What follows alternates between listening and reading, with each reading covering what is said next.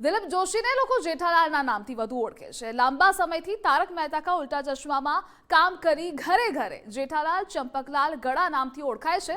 તેઓ મૂળ પોરબંદરના વતની છે। પોરબંદરના ચોપાટી ખાતે બીએપીએસ સ્વામિનારાયણ સંસ્થા દ્વારા જેઠાલાલ સાથે દિલની વાત કાર્યક્રમ યોજવામાં આવ્યો હતો।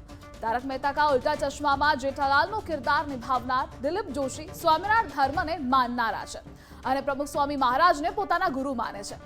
પોતાની જીવન સફર દરમિયાન પ્રમુખ સ્વામી મહારાજ સાથેનો જોડાણ વિશે દિલીપ જોશીએ દિલ ખોલીને વાત કરી હતી અને ખાસ કરીને યુવાનોને વ્યસન છોડવાની અપીલ પણ કરી હતી।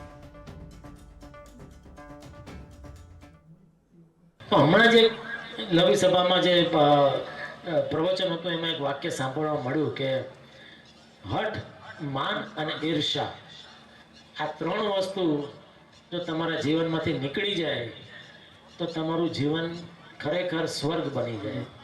કે બધો જે પણ કજીયો છે આ ત્રણ વસ્તુને લઈને છે।